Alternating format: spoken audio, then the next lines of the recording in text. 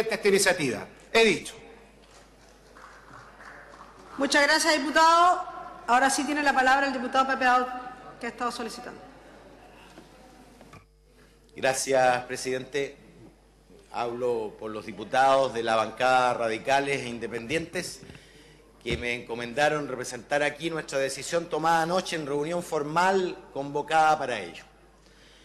Chile es sin duda un país extremadamente desigual y el salario mínimo refleja eso.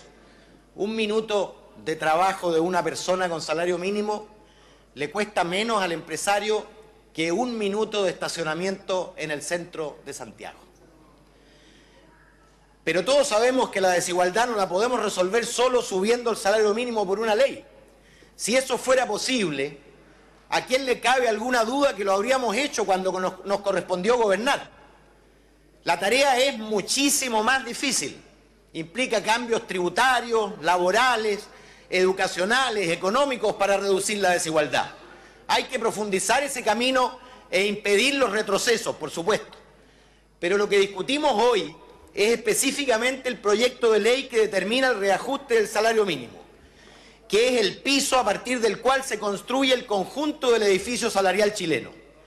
Y no me voy a detener comparando reajustes según los distintos gobiernos, digamos simplemente que ha habido reajustes mayores y también ha habido reajustes menores que el que está en discusión hoy día.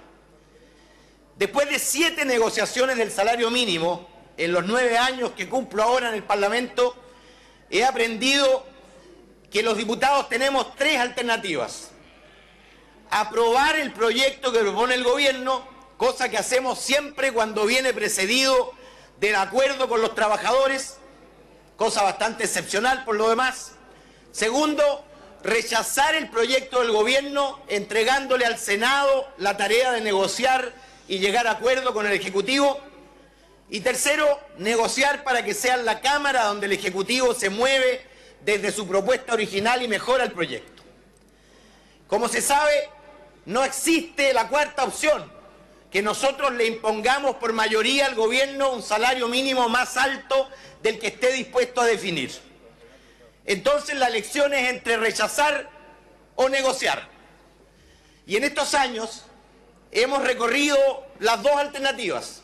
Incluso con el propio Felipe Larraín, de ministro de Hacienda, llegamos en una ocasión al veto presidencial, en el primer gobierno de Sebastián Piñera, cuando el ministro y su presidente terminó imponiendo su proyecto original con apoyo minoritario en esta Cámara y también en el Senado. Yo no voté a favor de la idea de legislar en la comisión porque el proyecto original cerraba toda posibilidad de volver a negociar durante el gobierno de Sebastián Piñera y porque lo ofrecido para 4 años sin negociación era muy insuficiente.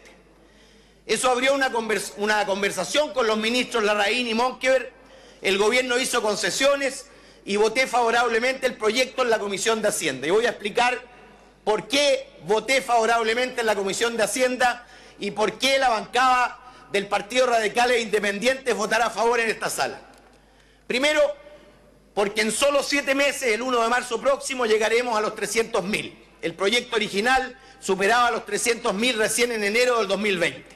Segundo, porque en lugar de aumentar 7.500, 2,7%, el gobierno aceptó aumentar 10.000, 3,6%. Tercero, y esto es más importante, porque el reajuste de 2020 tiene garantizado un reajuste real de 2% sobre el IPC.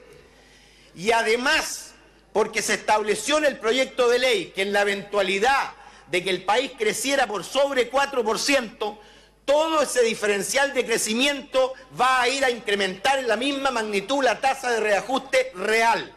Si el país crece 5%, el reajuste real no será de 2%, sino de 3% por sobre el IPC. El 1 de marzo de 2020, entonces, tendremos un salario mínimo de 315.000 o algo más si el crecimiento supera 4%. ¿Por qué es tan importante que el salario mínimo crezca más que el IPC ahora y en los 2 años que vienen? Porque estamos viendo una peligrosa tendencia en la economía chilena actual. El ciclo económico ha comenzado a cambiar hace varios trimestres, el país empieza a crecer, pero los salarios están completamente estancados. Y todos sabemos el rol determinante que juega la fijación del salario mínimo en la evolución del resto de los salarios del país.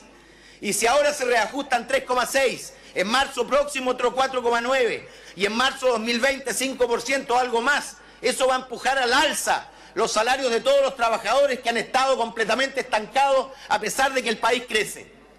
Esas son las razones que llevaron a la bancada del Partido Radicales Independientes a llegar a acuerdo aquí en la Cámara y no dejárselo a los senadores, como es habitual. Por supuesto, sin perjuicio de acoger favorablemente cualquier mejora que puedan hacerle a este proyecto en el Senado. He dicho, Presidenta. Muchas gracias, diputado. Tiene la palabra el diputado Giorgio